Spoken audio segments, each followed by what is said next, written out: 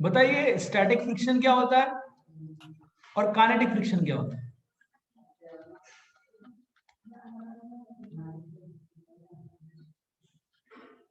क्या होता है?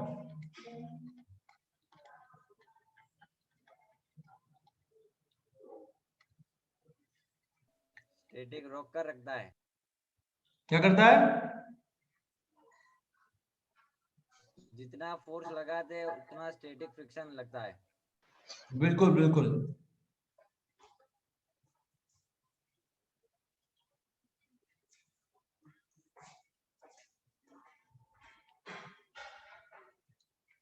बिल्कुल सही बात है, जितना फोर्स लगाते हो उतना स्टैटिक फ्रिक्शन लगता है। और काइनेटिक फ्रिक्शन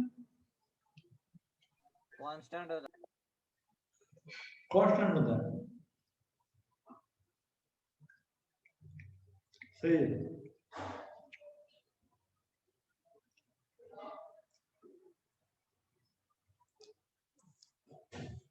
तो देखो मैंने इसको याद रखने के लिए एक नई चीज सोची है कि कैसे याद रखें।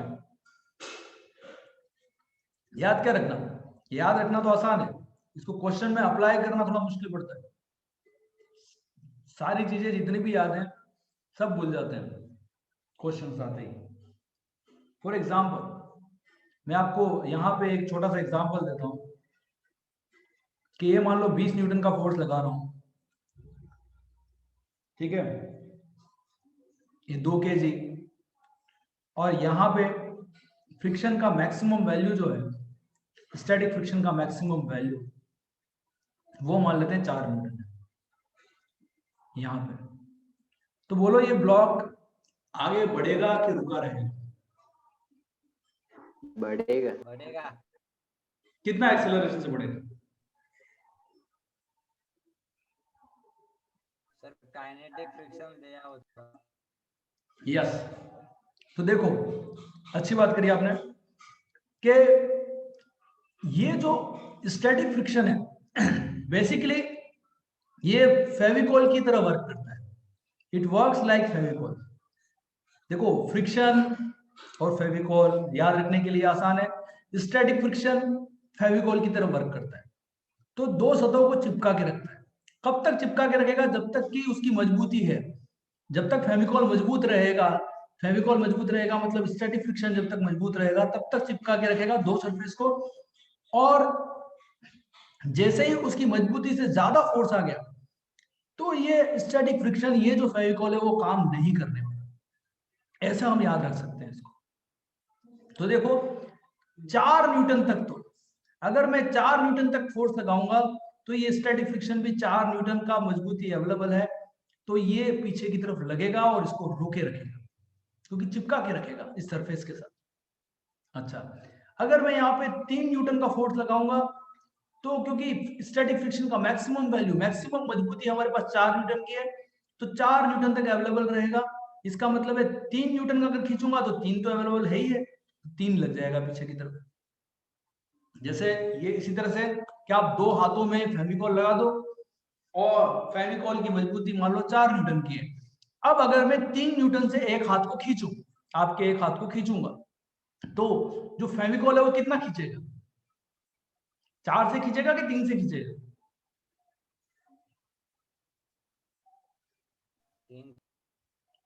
3 से खींचे। मतलब मैं क्या कह रहा हूं, मैंने आपके दोनों हाथों में फेविकोल लगा दिया और फेविकोल की मजबूती है 4 न्यूटन की। अब आपके एक हाथ को मैं 3 न्यूटन से खींच रहा हूं, तो आपका जो फेविकोल लगा हुआ है वो कितने फोर्स से खींचेगा आपके हाथ को? 3 न्यूटन। 3 से खींचेगा ना, 4 से थोड़ी खींचेगा।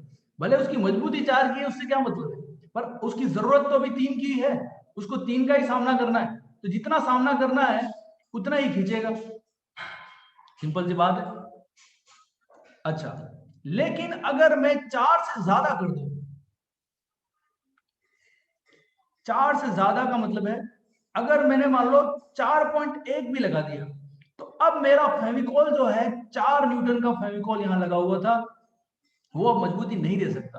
तो अब ये दोनों सरफेस अलग हो जाएंगी, यहां फेविकोल की मजबूती टूट जाएगी, फेविकोल अब किसी काम का रहा नहीं। तो अब ये किसी काम का नहीं रहा फेविकोल, तो फेविकोल टूट जाएगा। और आप ऐसे समझो कि अब अगर संपर्क टूट गया तो अब एक दूसरा फ्रिक्शन आ जाएगा और वो आएगा काइनेटिक फ्रिक्शन। अभी काइनेटिक फ्रिक्शन का वैल्यू मैंने नहीं दे रखा, मान लो काइनेटिक फ्रिक्शन का वैल्यू मैं दे देता हूं 3 न्यूटन। तो अब यहां कितना लगने वाला है? 3 न्यूटन लगेगा। अगर मैं 5 लगाऊंगा तब भी, क्योंकि फेविकोल का जोर तो काम करेगा नहीं, 5 में भी नहीं करेगा, क्योंकि मजबूती 4 की है। जो 4.1 में ही मजबूती काम नहीं कर रही थी 4 वाली, तो 5 में तो काम करेगी नहीं, तो अब फिर से काइनेटिक लगेगा। और काइनेटिक का वैल्यू फिक्स रहता है, तो 3 का 3 रहता है। तो अगर 20 लगाएंगे तो पीछे कितना आएगा? तो पीछे अभी भी 3 ही आने वाला है। तो इसका एक्सेलरेशन कितना हो जाएगा? इसका एक्सेलरेशन होगा नेट फोर्स 20 माइनस 3, 20 आगे 3 पीछे, तो 20 माइनस 3 डिवाइडेड बाय इसका मास, तो ये इसका एक्सेलरेशन आ जाएगा 17/2 का। मतलब कितना? 8 पॉइंट समथिंग, 8.5 मीटर पर सेकेंड स्क्वायर। ये क्लियर है? यस। चलिए अगला सवाल मैं लेता हूं। इसी सवाल को थोड़ा सा टफ करते हैं। let me do this question tough.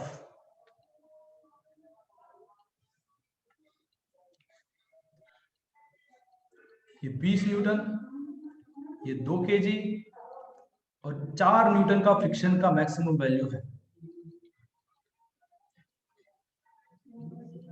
यहां पे एक रस्सी लगा दी, यहां पे एक और ब्लॉक लगा दिया।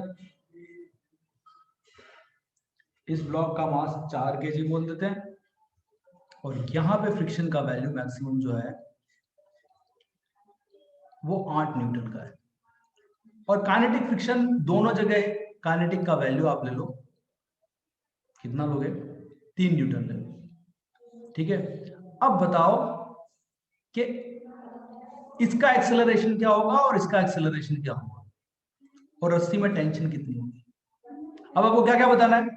आपको बताना है यहां फ्रिक्शन फोर्स कितना लगेगा, यहां फ्रिक्शन कितना लगेगा, यहां रस्सी में टेंशन कितनी लगेगी। रस्सी में टेंशन तो सब जगह सेम ही रहेगी, रस्सी में टेंशन कितनी होगी और एक्सेलरेशन कितना होगा, ये सब बताना है। तो आपको फ्रिक्शन बताना है दोनों जगह पे, F1 F2, ठीक है, टेंशन बतानी है और एक्सेलरेशन A1 A2 बताना है। बताओ कितना होगा?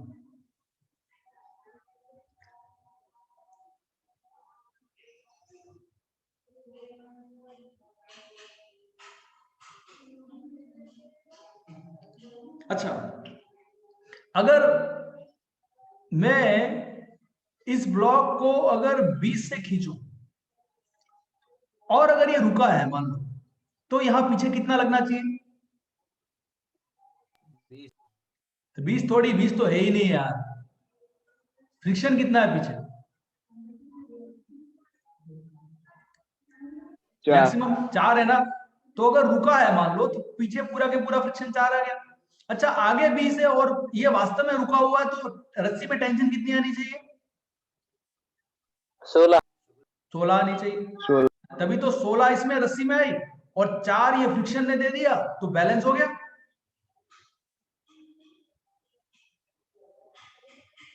समझ में आ रहा है? यस। अच्छा, लेकिन रस्सी में 16 इस तरफ आई, तो रस्सी में 16 इस तरफ भी तो आएगी। रस्सी में 16 अगर ऐसे आया तो 16 ऐसे भी तो आएगा। और यहां अगर 16 लगा तो यहां फ्रिक्शन कितना अवेलेबल है मैक्सिमम? 8। 8 अवेलेबल है। अच्छा, 8 अवेलेबल है, मतलब क्या ये चलेगा कि नहीं चलेगा? चलेगा। हाँ, तो अगर ये चलेगा तो चलेगा, तो हमारा पूरा कंसेप्ट गलत हो गया। क्या गलत हो गया? कि हमने स्टैटिक लगा दिया चलने पर। तो अब फिर से इसको पूरे को रिवाइंड करो। देखो, पहले स्टैटिक मान करके हमने पूरा सॉल्व कर लिया और हमको पता पड़ा कि हमने जो किया है उसमें ये चल रहा है। तो अगर चल रहा है, इसका मतलब यहां स्टैटिक तो लग ही नहीं सकता। क्या लगना चाहिए? ये चल रहा है तो इसका मतलब ये भी चल रहा है। समझ में आ रहा है? सर एक बार फिर से समझाए ना सर। अरे मैं क्या कह रहा हूं, मैं पूरा फिर से बता देता हूं।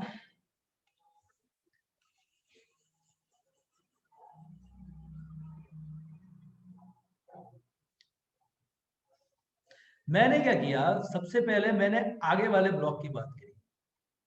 आगे वाले ब्लॉक को मैंने मान लिया कि मान लो ये आगे वाला ब्लॉक रेस्ट पे, ठीक है, रुका हुआ है, 20 लग रहा है। फ्रिक्शन कितना लग सकता है रोकने के लिए पीछे? 4, ठीक है, फ्रिक्शन 4 ही लग सकता है अगर रुका हुआ है तो बाकी का रोकने का फोर्स कौन देगा? तो रस्सी देगा। रस्सी कितना देगा? तो 16 देगा। तो ये ब्लॉक रुक गया, ये ब्लॉक रुक गया। अब इस ब्लॉक की बात करो, तो अगर 16 इस तरफ लगा है तो 16 इस तरफ भी लगेगा। बोलो यहां तक क्लियर है? सर सर ये 16 कैसे अरे हुआ सर? रस्सी, रस्सी है ना बेटा, रस्सी। अरे रस्सी ना आ छेड़ो कापो तो आ छेड़ामा जे टेंशन आवे ई टेंशन आना छेड़ामा आवे, બંને છેડામાં ટેન્શન સમાન રહે। પણ સર રસ્સી માસલેસ હોવી જોઈએ ને? હા રસ્સી માસલેસ હોવી જોઈએ, તો આ માસલેસ રસ્સી જ છે। अरे क्लियर है? Yes sir. तो 16 आया, 16 आया तो इसमें मैक्सिमम फ्रिक्शन यहाँ पे कितना आ सकता है? 8 का।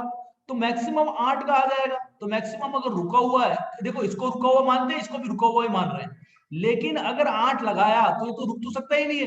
ये रुक सकता है क्या? नहीं नहीं। ये चलेगा, ये चलेगा। इसका मतलब ऐसा तो थोड़ी होगा कि पहले पीछे वाला चलेगा फिर आगे वाला चलेगा, पहले आगे वाला भी चला ही होगा उसका मतलब।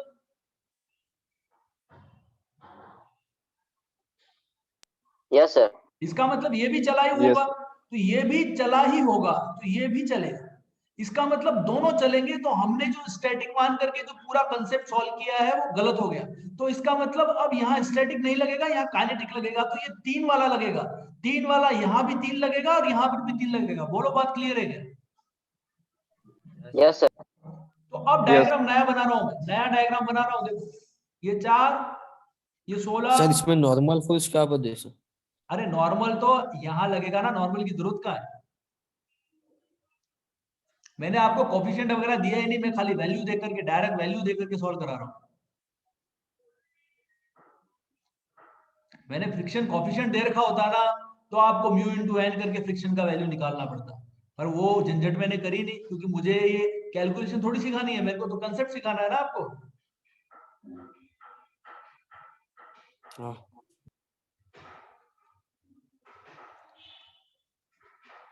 अरे जनरली सवाल में म्यू दे रखा होता है, म्यू 0.2, और फिर म्यू इंटू एन करो, फिर म्यू इंटू एन करोगे तो mg से मल्टीप्लाई करोगे, फिर जाकर के फ्रिक्शन आएगा। ये सब कहाँ कर जरूरत है? आपको जरूरत ही नहीं है उसकी, वो तो निकाल लोगे आप, ऐसे भी आपको आता है सब कुछ करना है।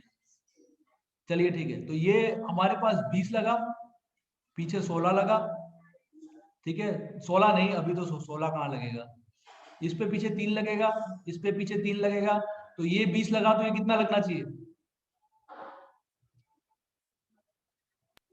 17। 17। 17। 3 क्यों लगा, ये बात समझ में आ गई? क्योंकि काइनेटिक लगने वाला है। समझ में आ रहा है? Yes sir yes sir. तो यहाँ 17, तो यहाँ पे पीछे 3। चलिए ठीक है, तो अब नहीं तो उसको रुका हुआ क्यों मान लिया? एक मिनट, यहाँ गड़बड़ हो गया। एक मिनट, एक सर इसे पूरा मिनट, सिस्टम मान सकते? अरे एक मिनट यार, 17 कहाँ, अभी तो चल पड़ा है ना, वो तो चल पड़ा है। तो अब ऐसा करेंगे ना, ये 20, ये पीछे 3, यहाँ पीछे टेंशन टी, टी नहीं पता कितनी लग रही है हमको, यहाँ पर भी पीछे टेंशन टी, और यहाँ पे 3। अब इसको सॉल्व करना पड़ेगा, दोनों सेम एक्सेलरेशन से चलेंगे, ये भी ऐसे चलेगा, ये भी ऐसे चलेगा, और इस तरह से सॉल्व होगा। तो कैसे करेंगे इसको सॉल्व? इसमें F इक्वल टू ma लगाएंगे, तो F है 20 minus T minus 3 is equal to mass into acceleration. इसका मास है 2 kg, तो 2 इंटू है, ये इक्वेशन पहली, और इसकी इक्वेशन आएगी F इक्वल टू ma, इसमें लगाओगे तो ये आएगा T is equal to 4 into ए। तो ये आ जाएगा इसका समीकरण। तो टी का वैल्यू मैं यहाँ पुट कर दूंगा, तो कितना आएगा? ये 17 बचा, 17 minus T is equal to 2a, तो 17 minus 4a is equal to 2a, तो 17 इज इक्वल टू 6a, तो a का वैल्यू कितना आया 17/6 मीटर पर सेकेंड स्क्वायर। बोलो बात क्लियर है क्या? Yes, sir. क्यों? क्योंकि ये चल पड़ा है। तो अब टेंशन कितनी है? तो टेंशन आप 17 नहीं कर सकते, 17 करके फिर नहीं रोक सकते। सर। एक बार रोक के आपने देख लिया, रोक के आपने देख लिया, बार बार 17 करके फिर थोड़ी रोक देंगे इसको। समझ में आ रहा है? ऐसे नहीं कि ये 20 है, ये 3 है तो 17 हो गया तो फिर रुक गया। अरे रुकने वाली कैलकुलेशन हमने पहले ही कर दी है, ये 2 और ये सर। 3, तो ये आएगा 34/3 न्यूटन। इतनी टेंशन लगने वाली है। हाँ बोलो। सर पहले में जिसमें रुका है हमने, उसमें हम 16 की जगह टी रखकर चला सकते हैं। अरे पहले नहीं चला सकते, पहले आपको स्टैटिक का पूरा मामला सॉल्व करना पड़ेगा कि कहीं रुका हुआ तो नहीं है, ये चेक करना पड़ेगा। अगर स्टैटिक लग रहा है और रुका रह गया, देखो मैं अगला अगला इसमें एक और ऐड करता हूं तो आपको और समझ में आ जाएगा, तो फिर चक्कर पड़ जाएगा। ऐसे ये स्टेप आप बाद में ही कर सकते हो, पहले नहीं चला सकते।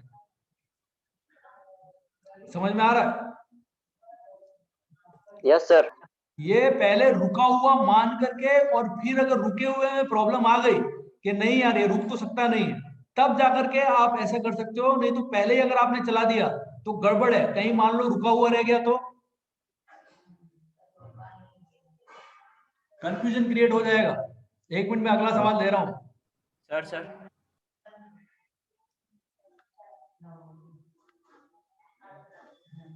4 kg वाले ब्लॉक में 1 मिनट अभी मैं दे रहा हूं, देखो अभी मैं ब्लॉक 3 कर देता हूं, तुम्हारी सारी टेंशन खत्म।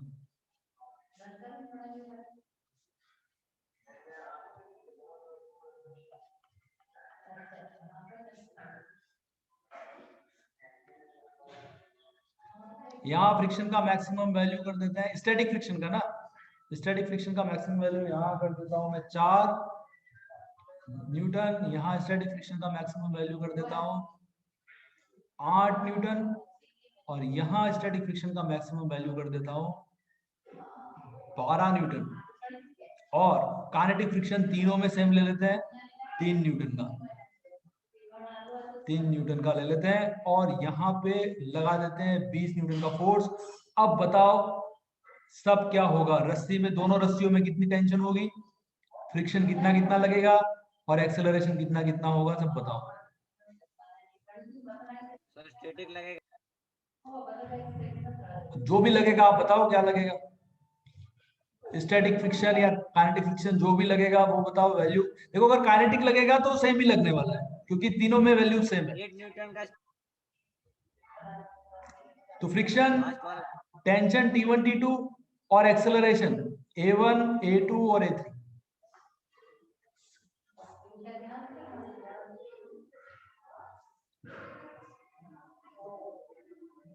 सर ये रेस्ट में रहेगा। क्या 4 न्यूटन का स्टैटिक फ्रिक्शन लगेगा।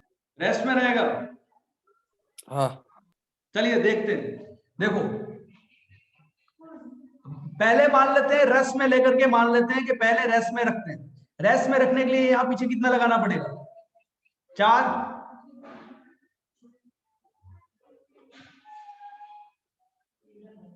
4 लगाना पड़ेगा ना, 20 है तो पूरा के पूरा Yes, 4 sir. काम आ जाएगा। तो यहाँ पीछे कितना लगेगा? 16। 16। तो यहाँ कितना लगेगा? 16। यहाँ पीछे कितना लगेगा? 8। यहाँ कितना लगा? 8। 8। यहाँ कितना लगा? 8।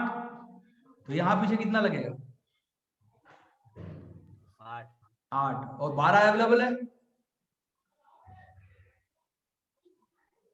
अरे समझ में आया क्या? सर हाँ सर। तो अब ये चलेगा या रेस्ट में रहेगा? Yes. रेस्ट ये रेस्ट में रहेगा, ये नहीं चलने Rest. वाला। लेकिन अगर आप टेंशन से डायरेक्ट पहले ही सॉल्व कर लेते तो क्या करते? तब भी आंसर निकल आता, लेकिन वो आंसर गलत होता। अगर आप कह रहे हो कि सर मैं इसको टेंशन से सॉल्व करके निकाल लूं, क्या करके देखो। अगर टेंशन से सॉल्व करके निकालोगे, इधर 3 करोगे तो आंसर तो निकल आएगा, लेकिन वो गलत आंसर है।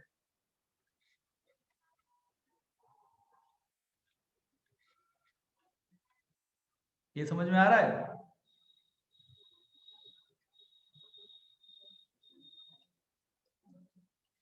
अगर आप ऐसे सॉल्व करके अगर निकाल लोगे तो आंसर यहां से भी निकल जाएगा, T1 T2 सब आ जाएंगे, लेकिन ये आंसर आएगा क्या आएगा?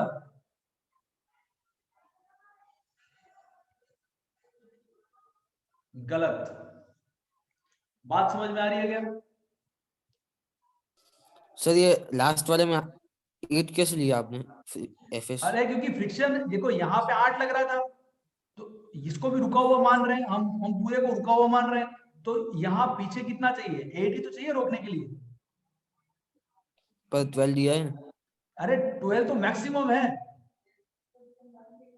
यहाँ तो पूरा के पूरा मैक्सिमम 8 लगा ही दिया, क्योंकि अगर अगर यहाँ पे मैक्सिमम 9 भी होता है ना, तब भी आपको 9 लगाना पड़ता, क्योंकि 16 है, जरूरत 16 की।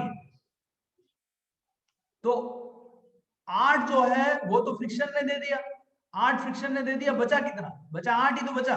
तो 8 कौन देगा? टेंशन देगा। अब यहाँ पे भी 8 टेंशन देगा, पर यहाँ पे अब रिक्वायरमेंट कितनी है? 8 की रिक्वायरमेंट है, तो अब 8 यहाँ तो रस्सी है नहीं, तो पूरा के पूरा 8 कौन देगा? पूरा के पूरा 8 ही फ्रिक्शन देगा। अरे नहीं समझ में आ रहा क्या? सर मोशन में हो तो? अरे मोशन में नहीं है, यही तो कह रहा हूं मैं अगला सवाल लेता हूं। Let me take the next question. Motion में नहीं है, देखो अगर मोशन में होते, मैं आपको यहाँ पे चेंज कर देता हूँ। देखो इसी सवाल को मैं चेंज कर देता हूँ।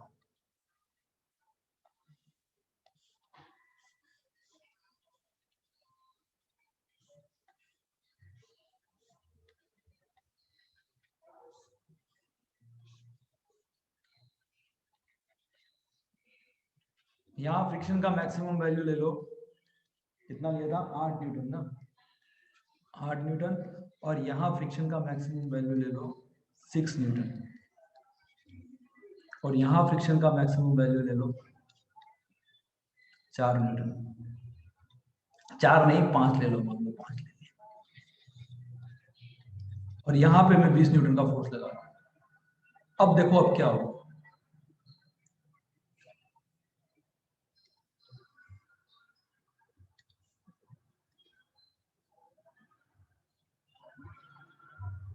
अब बताओ अब क्या होगा? तो चलेगा। हाँ, और काइनेटिक फ्रिक्शन का वैल्यू ले लेते हैं 3 न्यूटन।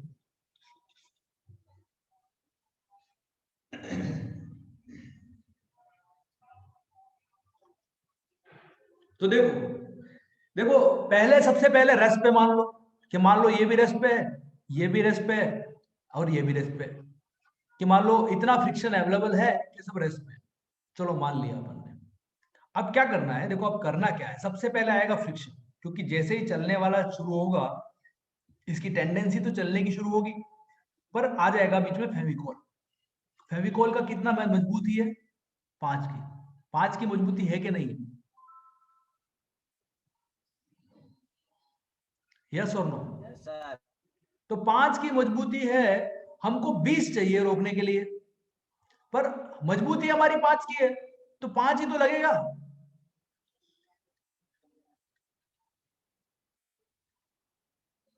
तो अब बाकी रोकने के लिए कौन देगा? तो बाकी रोकने के लिए रस्सी की टेंशन देगी। रस्सी की टेंशन कितनी देगी? 15। तो ये 15, तो इधर 15, तो ऑब्वियसली इधर भी 15। तो अभी क्योंकि सबको रुका हुआ मान लिया अपन ने, तो इसका मतलब ये रुका हुआ था, तो ये तो रुक गया।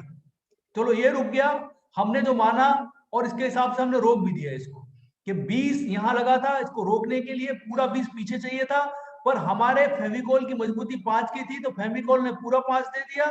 बचा 15, वो 15 रस्सी दे सकती है, तो रस्सी ने दे दिया। अब रस्सी अगर 15 यहां खींचेगी, तो रस्सी 15 इसको भी ट्रांसफर करेगी, तो अब रस्सी इस वाले ब्लॉक को 15 से खींच रही है, लेकिन हमने इसको भी रुका हुआ माना है, तो इसको रुका हुआ रोकने के लिए देखना पड़ेगा कि यहाँ कितना फ्रिक्शन है।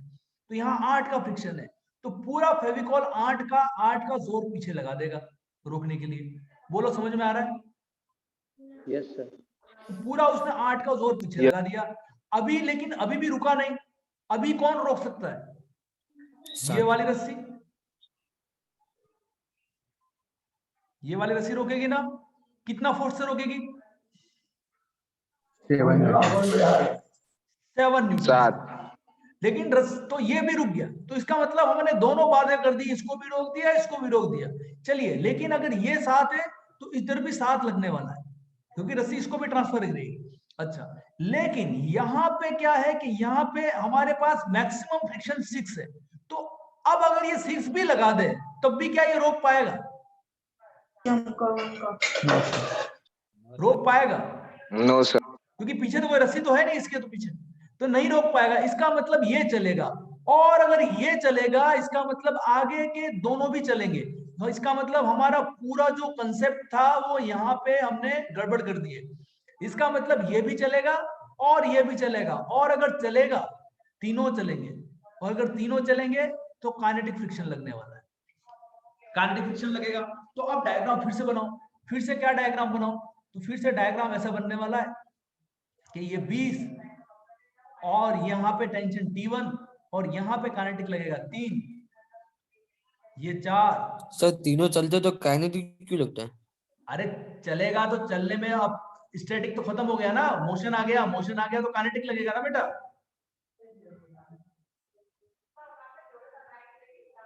अरे अगर सरफेस पे अगर कोई चीज चल पड़ी तो अब जो फ्रिक्शन लगेगा वो तो काइनेटिक लगेगा ना।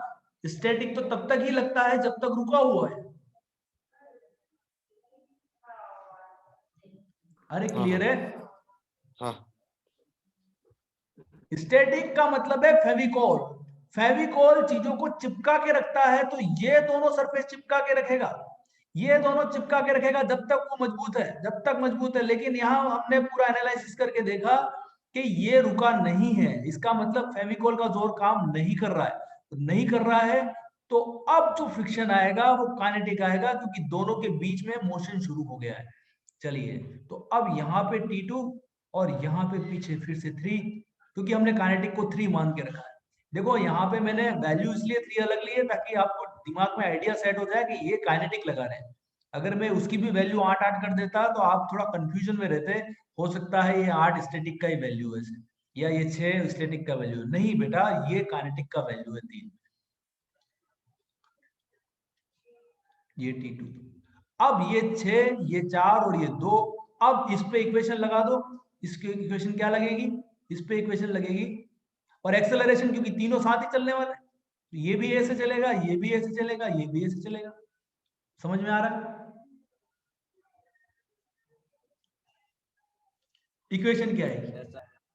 तो T2 is equal to 6, sorry T2 minus 3, T2 minus 3 is equal to 6 है।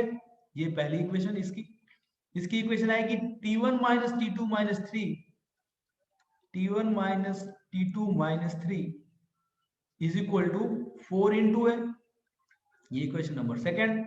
और इसकी इक्वेशन आएगी 20 minus T minus 3 is equal to 2 into A1, 20 minus T1 minus 3 is equal to 2 into A, equation number third. अब क्या करो, सबको जोड़ दो मेरे हिसाब से।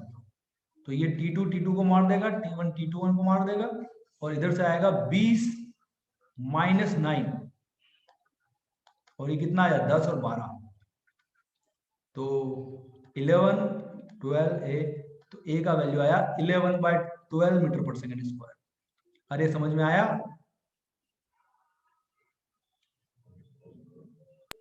Yes sir. और अगर आप A का वैल्यू इन तीनों इक्वेशन में रख दोगे तो T1 T2 भी निकल के आ जाएंगे, T1 भी निकल के आ जाएगा और T2 भी निकल के आ जाएगा। बोलो, बात क्लियर है? Yes sir. चलिए, तो अगली क्लास में हम अगले सवाल से शुरू करें। वैसे अभी तो टाइम है अपने पास, नहीं? एक सवाल और ले लेता हूं मैं, टाइम है तो। Let me do the one more question.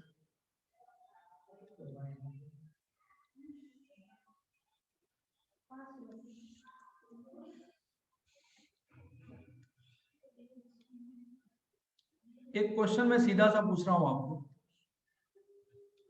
ये 6 kg, 6 लो या 15 ले लेता हूं।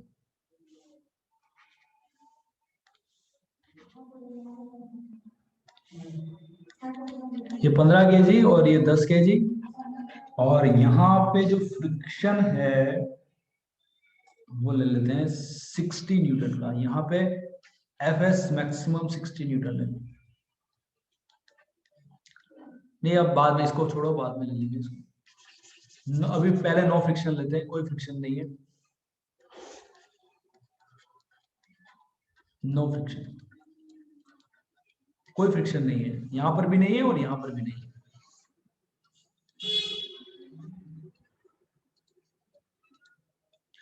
अभी अगर मैं इसको फोर्स लगाऊं 40 न्यूटन का, तो बताओ क्या होगा, दोनों ब्लॉक का एक्सेलरेशन क्या होगा?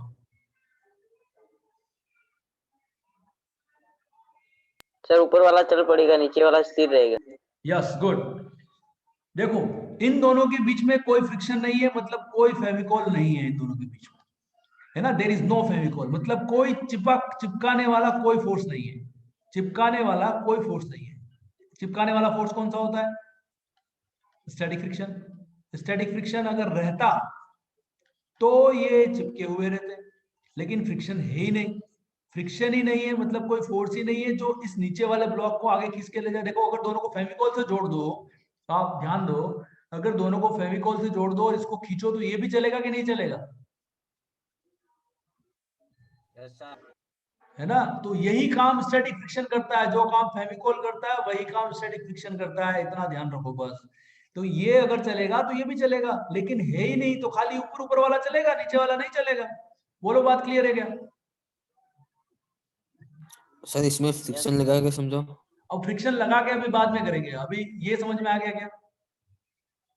हाँ अभी एक एक करते हैं ना यार, एक साथ नहीं कर पाएंगे। तो इसका एक्सेलरेशन a1, इसका एक्सेलरेशन a2, तो इसमें F is equal to m ऊपर वाले में लगा दो, तो ऊपर वाले में 40 और ये नीचे 10, तो ये a1 एक्सेलरेशन, तो F is equal to mass into acceleration, तो F है 40 और ये 10 इंटू a1, तो ये a1 का वैल्यू कितना आ जाएगा? 4 मीटर पर सेकेंड स्क्वायर। बोलो, बात क्लियर?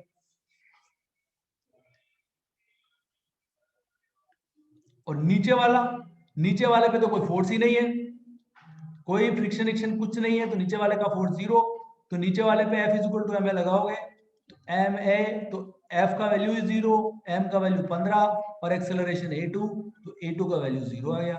बोलो, बात क्लियर?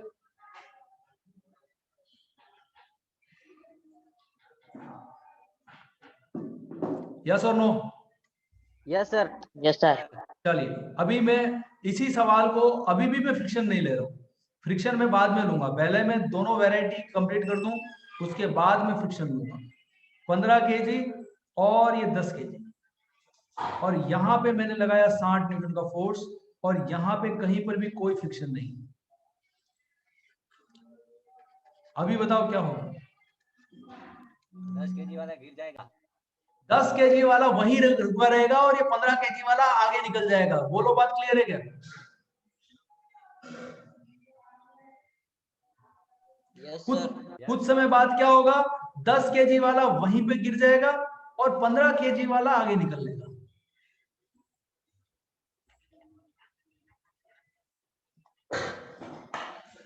तो इसका एक्सेलरेशन कितना हुआ? ये 60 न्यूटन और ये 15, तो एक्सेलरेशन कितना बोलो इसका? हाँ, 4 मीटर पर सेकंड। 4 मीटर 4 पर metre. Yes, F is equal to ma इस पे लगाओगे, तो ये आएगा 60 is equal to mass into acceleration, तो ए आ जाएगा इसका 4 मीटर पर सेकेंड स्क्वायर। और इस पे कोई फोर्स, 0 फोर्स है, तो इसका F is equal to ma इस पे लगाओगे, तो 0 इज इक्वल टू 10 इंटू ए, तो ए का वैल्यू आएगा 0। बोलो, बात क्लियर? Yes yes. चलिए, अभी मैं फ्रिक्शन लगा के बताता हूँ कि कैसे करते हैं।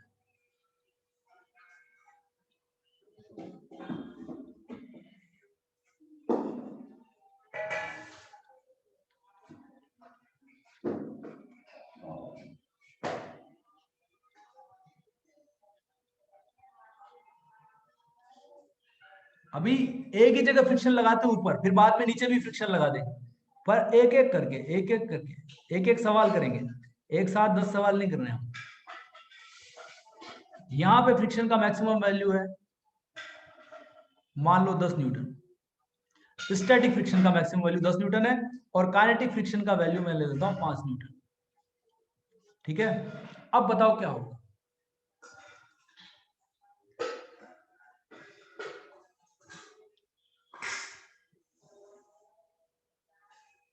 दोनों चलेंगे। दोनों चलेंगे, दोनों चलेंगे, साथ चलेंगे, दोनों चलेंगे अगर मतलब साथ चलेंगे क्या अलग चलेंगे, दोनों पॉसिबिलिटीज है। देखो दोनों पॉसिबिलिटी क्या है, दोनों पॉसिबिलिटी है कि दोनों एक तो साथ चले, साथ चले का मतलब ये है कि ये ब्लॉक थोड़ी देर बाद अगर यहां आया तो ये भी उसके ऊपर यहां पे आ जाएगा, मतलब जितना ये ब्लॉक आगे निकलेगा उतना ही ये ब्लॉक भी आगे निकलेगा। बोलो बात क्लियर।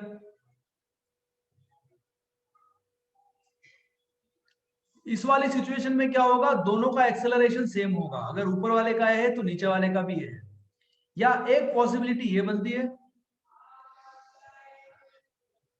सर एक्सेलरेशन सेम नहीं होगा।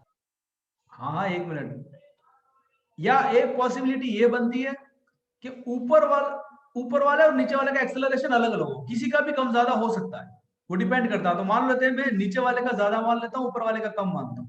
तो अगर नीचे वाले का ज्यादा है तो नीचे वाला तो ऐसे आ गया,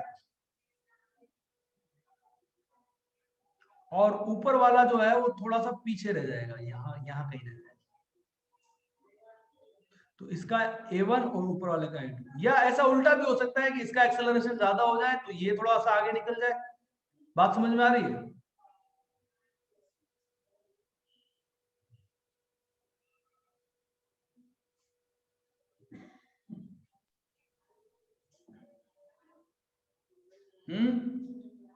यस सर।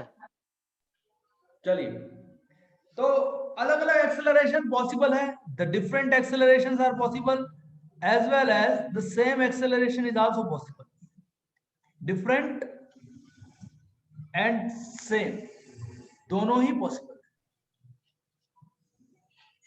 ठीक, तो अब कैसे करें, तो देखो कैसे करते हैं इसको।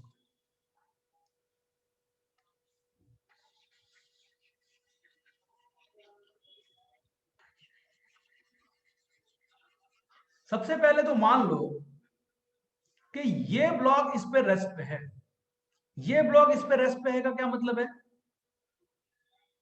दोनों साथ चल रहे हैं। देखो 10 केजी वाला अगर 15 केजी पे रेस्ट पे है का क्या मतलब, 15 केजी के साथ चल रहे हैं।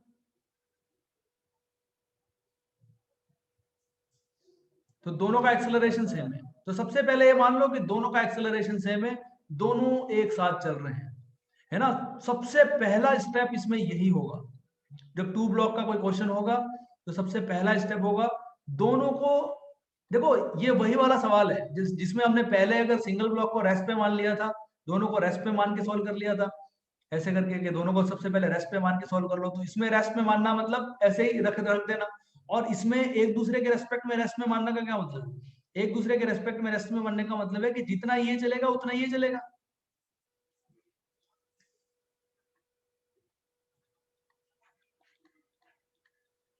दोनों एक साथ चलेंगे, ठीक है, ऐसा मान लो। अच्छा, दोनों अगर एक साथ चलेंगे तो किसके कारण चलेंगे, फ्रिक्शन के कारण। फ्रिक्शन, कौन सा फ्रिक्शन, दोनों के बीच का। देखिए उसका नाम क्या, स्टैटिक फ्रिक्शन। स्टैटिक जो फेविकॉल की तरह होता है, फेविकॉल की तरह जो फ्रिक्शन होता है स्टैटिक फ्रिक्शन, वही फ्रिक्शन दोनों को साथ चला सकता है। काइनेटिक अगर लग गया इसका मतलब दोनों अलग चलेंगे, दोनों का एक्सेलरेशन अलग हो जाएगा। जैसे ही काइनेटिक लगा दोनों का एक्सेलरेशन अलग हो जाएगा। बोलो बात क्लियर है क्या। Yes sir.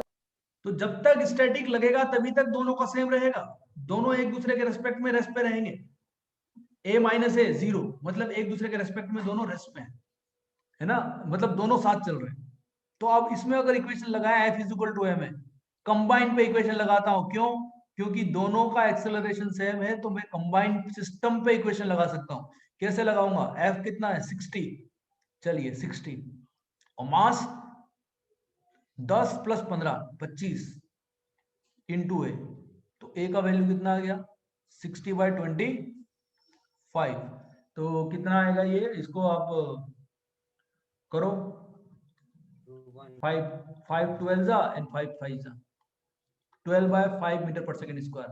Is it clear और नॉट? सर एक बार फिर से करेंगे? क्या कैलकुलेशन? नहीं सर, कैलकुलेशन नहीं, ये थोड़ा अरे मैंने क्या किया, दोनों को साथ चला दिया, और दोनों को साथ चला करके ये एक्सटर्नल फोर्स है दोनों पे, और अगर दोनों साथ चल रहे हैं तो दोनों का मास कितना है 10 × 15, 10 + 15 25, तो 25 रख दिया और एक्सेलरेशन निकाल लिया 12/5। तो दो पूरे सिस्टम का एक साथ देखो, अगर दोनों साथ चल रहे हैं इसका मतलब दोनों का एक्सेलरेशन सेम है, और दोनों का एक्सेलरेशन सेम है तो F = ma में कंबाइन पे लगा सकता हूं।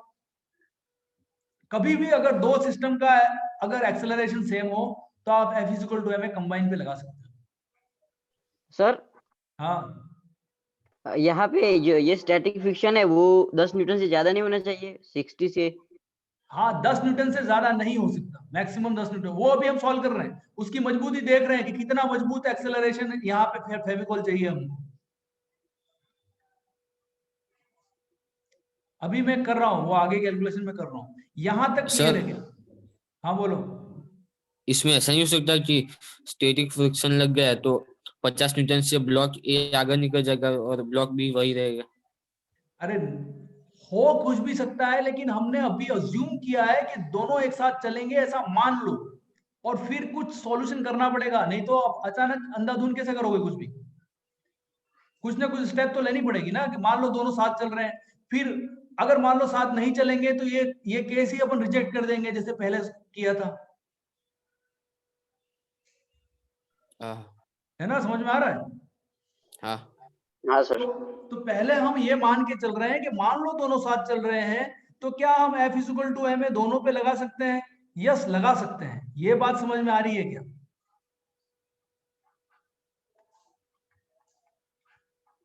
Yes sir.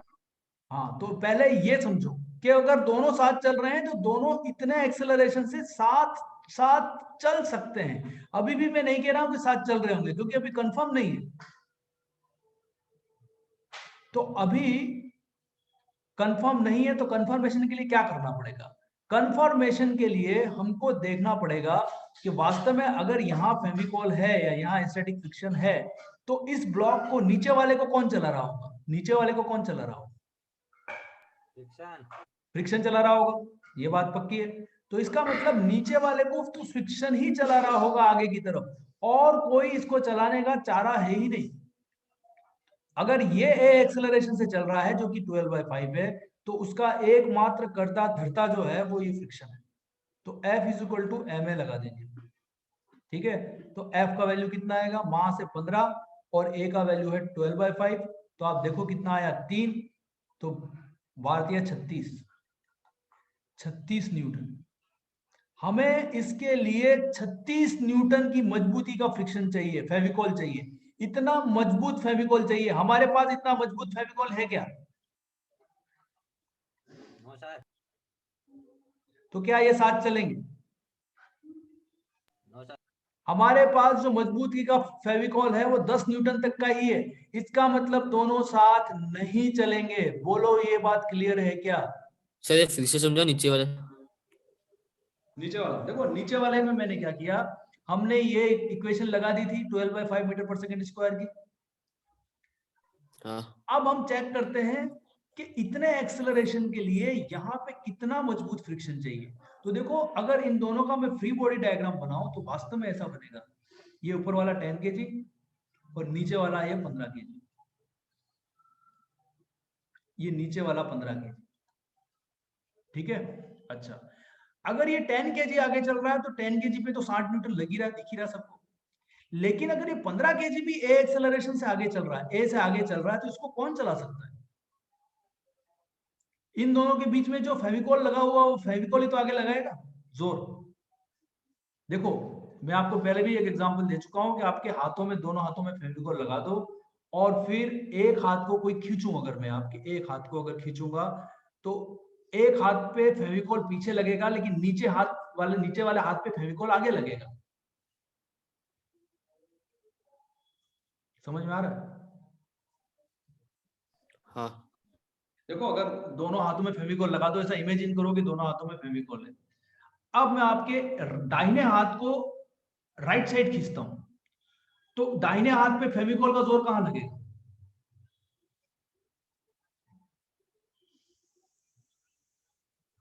Left side. Left में से लगेगा। और जो लेफ्ट हैंड है उस पे फेविकॉल का जोर कहां लगेगा? राइट। राइट में लगेगा। तो यही तो बात है। तो इस पे राइट में लगेगा और इस पे लेफ्ट में लगेगा। बोलो बात क्लियर है?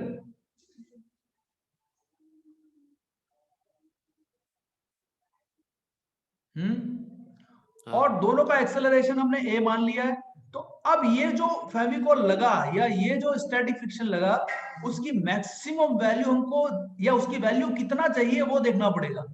और वो क्या हमारे पास जो अवेलेबल है उससे ज्यादा है कि कम है वो भी देखना पड़ेगा। तो हमारे पास जो फ्रिक्शन है वो कितना आएगा, यहाँ से F इक्वल टू एम में लगा देंगे, मास इंटू एक्सेलरेशन। तो ये आएगा 15 और A का वैल्यू 12/5 है, तो इससे आ गया F का वैल्यू 36 न्यूटन। लेकिन हमारे पास तो अवेलेबल ही 10 न्यूटन है। तो इसका मतलब है कि यहाँ पे ये फेविकॉल का जोर टूट जाएगा, और टूट जाएगा तो काइनेटिक फ्रिक्शन लगेगा। बोलो बात क्लियर है क्या? Yes sir. देखो यही चीज आप इसमें भी लगा सकते थे। जरूरी नहीं है कि ये इक्वेशन इससे, मैंने ये इक्वेशन इसी पे क्यों लगाई, इसलिए लगाई क्योंकि यहाँ एक ही फोर्स से काम चल रहा है। ये फ्रिक्शन का वैल्यू आप इससे भी निकाल सकते हो, ये वाला को सॉल्व करके भी आप फ्रिक्शन का वैल्यू निकाल सकते हो। कैसे निकाल सकते हो? देखो इसको भी सॉल्व करके निकाल सकते हो फ्रिक्शन का वैल्यू। तो कैसे आएगा? इसमें आएगा 60 minus F is equal to mass into acceleration. तो मास इंटू एक्सेलरेशन ए का वैल्यू है 12/5, तो इससे भी एफ निकल जाएगा। तो एफ कितना आएगा? ये आएगा 60 माइनस 10 इंटू 12/5, तो ये आ गया 2। तो एफ का वैल्यू आया 60 माइनस 24, कितना आया? 36 आया कि नहीं आया? लेकिन ये इसलिए यूज नहीं किया मैंने पहले डायरेक्ट, क्योंकि यहाँ एक सिंगल स्टेप में आंसर निकलेगा, क्योंकि यहाँ पे एक ही फोर्स है और यहाँ पे थोड़ी सी ज्यादा, 1-2 लाइन ज्यादा हो जाएगी। बोलो बात क्लियर है? Yes sir. है ना? अदरवाइज ये चीज जो एफ की मजबूती जो निकालनी है वो दोनों से निकल जाएगा, ऊपर वाले ब्लॉक से भी निकल जाएगा और नीचे वाले ब्लॉक से भी निकल जाएगा। लेकिन जिसमें कम फोर्सेस इन्वॉल्व हो ऐसी इक्वेशन चूज करो, जिसमें कम फोर्सेस इन्वॉल्व हो, ताकि वो आराम से इक्वेशन एक ही स्टेप में सॉल्व हो जाए। अच्छा, अभी हमको ये पता पड़ गया कि दोनों ब्लॉक अब अलग अलग चलेंगे क्योंकि हमारे पास उतना मजबूत फ्रिक्शन नहीं है। तो अब कौन सा फ्रिक्शन लगेगा यहाँ पे? Kinetic friction. तो अब इस पूरी सिचुएशन को फिर से सॉल्व करना पड़ेगा काइनेटिक फ्रिक्शन लगा करके। तो देखो करते हैं फिर से सॉल्व। ये 10 kg, ये 15 kg, ये 60 न्यूटन, और पीछे कितना? काइनेटिक का वैल्यू 5 लिया था हमने, तो 5 लगाना पड़ेगा इस पे पीछे, और इस पे लगाना पड़ेगा 5 आगे की तरफ। देखो ये एक बार पता पड़ गया ना कि अलग चल रहे हैं, उसके बाद तो सवाल में कुछ भी नहीं बचता। खाली ये पता करना ही बहुत इंपॉर्टेंट है कि साथ चलेंगे कि नहीं चलेंगे, बस दैट्स इट। उसके बाद तो कुछ भी नहीं है। अगर इसका एक्सेलरेशन a1 है और इसका एक्सेलरेशन a2 है तो इसमें इक्वेशन लगा दो, अब तो f इक्वल टू m है, बस सॉल्व हो गया। 60 माइनस 5 कितना होगा? Is equal to mass into acceleration a1, तो ये आ गया 55। तो 5 11 5 2 जा, तो 11/2 मीटर पर सेकेंड स्क्वायर। तो इसका वैल्यू आएगा, a1 का वैल्यू आएगा 11/2 मीटर पर सेकेंड स्क्वायर। और यहां से a2 कितना आएगा? तो आएगा f is equal to m, इस पे लगाओगे तो f का वैल्यू 5 और ये आएगा 15 इंटू a2, तो a2 का वैल्यू आ गया 5/15, दैट इज 1/3 मीटर पर सेकेंड स्क्वायर। बोलो बात समझ में आ गई? Yes sir. Yes sir. दोनों अलग अलग एक्सेलरेशन से चलेंगे, दोनों साथ नहीं चल रहे। चलो इसी सवाल को आप एक फोर्स का वैल्यू बदल देना, यहाँ पे 20 न्यूटन कर देना और सॉल्व करके देखना कि क्या आ रहा है। ये घर पे आप करना एक्सरसाइज, आपके लिए होमवर्क। 2 फोर्सेस लिख देना, एक बार यहाँ पे 20 न्यूटन यहाँ पे कर देना, और वही फ्रिक्शन की वैल्यू एफ के इज इक्वल टू 5 न्यूटन, और एफ एस मैक्सिमम जो है वो 10 न्यूटन। और अलग अलग वैल्यू रख करके आप सॉल्व कर सकते हो। इधर 20 रखा, फिर नीचे 40 कर दिया, फिर ऊपर 120 कर दिया, अलग अलग वैल्यू रख के देखो और फिर सॉल्व करके देखो। समझ में आ रहा है नहीं आ रहा है? यस। तो आपको ज्यादा क्लियरिटी आएगी। ऐसे जो एक सवाल बता दिया वो करोगे तो क्लियर हो ही जाएगा, लेकिन आप खुद से कुछ सवाल बनाओगे तो फ्रिक्शन के बारे में ज्यादा क्लियरिटी आएगी और आपकी अंडरस्टैंडिंग अच्छी हो जाएगी। चलिए ठीक है, मैं इसी के साथ ये क्लास यहाँ समाप्त कर रहा हूँ। नेक्स्ट क्लास में कुछ और तरह के सवाल देखेंगे। Thank you very much.